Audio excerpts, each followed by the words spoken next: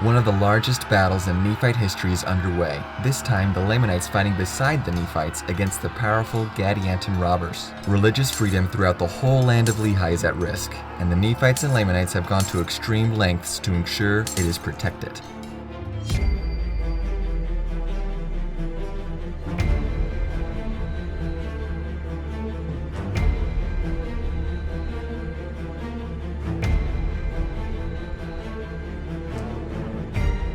It's 13 years after the sign of Christ's birth, and the Nephites and Lamanites, who at this point are joined together under the same religion, are teamed up against a new common enemy, the Gadianton robbers. What started out as a small group of assassins has over 6 decades evolved into a powerful entity capable of fielding armies and destroying cities.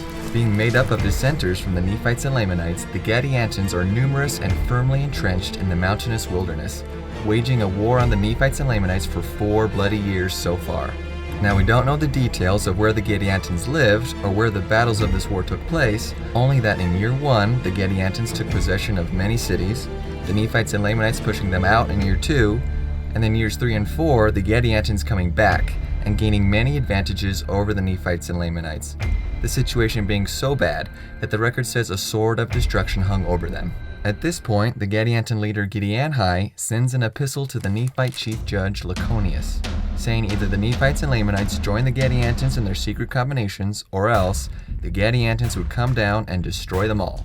The Nephites and Lamanites aren't willing to give up their way of life, but obviously the Gadiantons are planning another aggressive campaign, possibly the biggest one yet seen.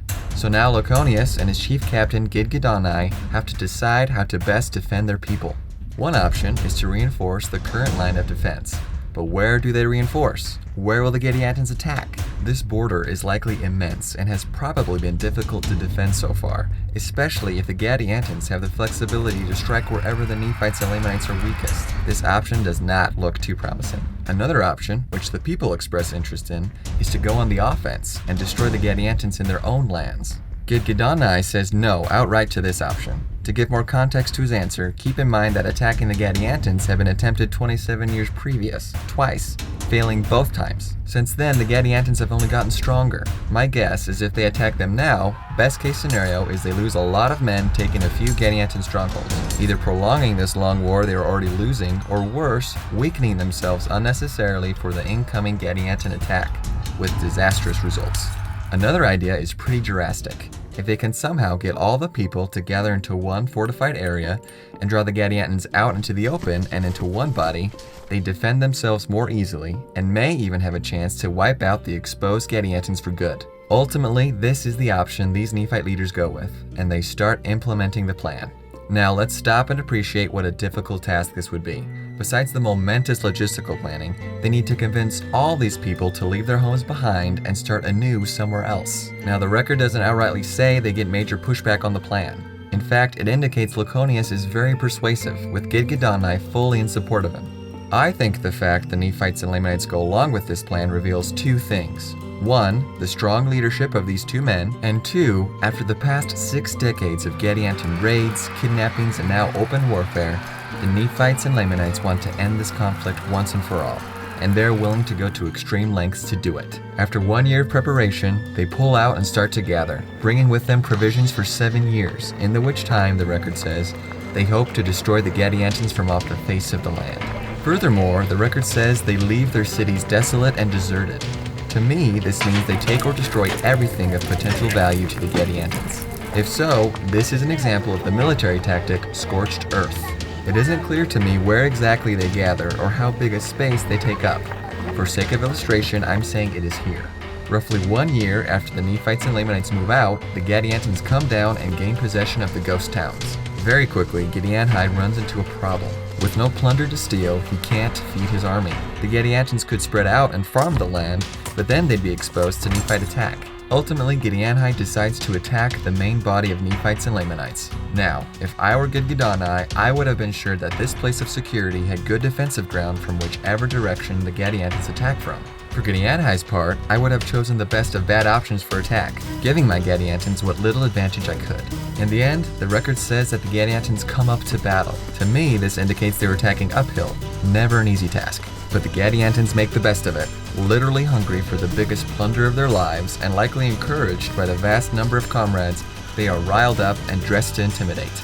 The record remarks on how the appearance of their lambskins, head plates, and skin dyed in blood is great and terrible to behold. Upon seeing them approach, the Nephites and Lamanites kneel down and pray to God for deliverance. The Gadiantons, thinking their scary appearance is working and the Nephites are terrified, yell in triumph and rush at them. But it isn't so. The record says the Nephites and Lamanites receive the Gadiantons in the strength of the Lord. What follows is the bloodiest battle up to this point in Nephite history. The record saying the slaughter is great and terrible. The Nephites and Lamanites beating the Gadiantons back and putting them to flight. Gadianton commands his army to pursue them until the wilderness, and to spare no one. Gadianton, worn out from his hard fighting, is overtaken and slain. While they have just gained a solid victory, it failed to solve the long-term problem. Many Gadiantons have escaped, and if the Nephites and Lamanites spread out and return home now, it will only be a matter of time before the Gadiantons regroup and attack again, putting the whole situation back to square one. The Nephites and Lamanites return to their place of security to wait for the Gadiantons to come down from the mountains again. A year and a half later, that's exactly what they do, this time with a man named Zemnariah as their leader. He orders a siege be laid up all around the Nephites and Lamanites, intending to starve them out. Unfortunately for Zemnariah, the Nephites and Lamanites still have roughly 4 years of provisions left, and are perfectly content to wait while the Gadiantons, whose food supply of wild game is quickly dwindling, start to starve instead. Worse still for the Gadiantons, the Nephites and Lamanites, while still technically on the defense, are marching out day and night to hit the Gadiantons on different parts of their line. This is an example of the military term sortie, sitting comfortably in the middle. I'm assuming Gadianton is picking the weakest parts of the Gadianton lines, striking where he can move enough men to outnumber and quickly destroy a small portion of the Gadiantons. In military terms, defeat in detail.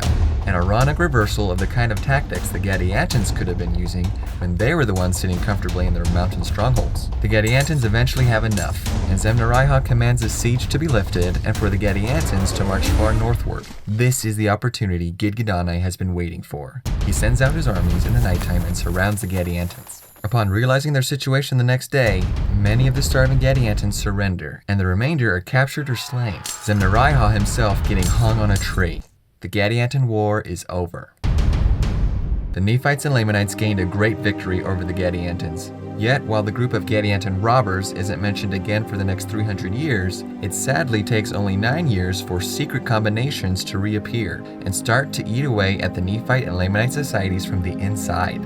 Watch part 2 to see how I compare the Gadianton War with other wars in history. Thanks for watching.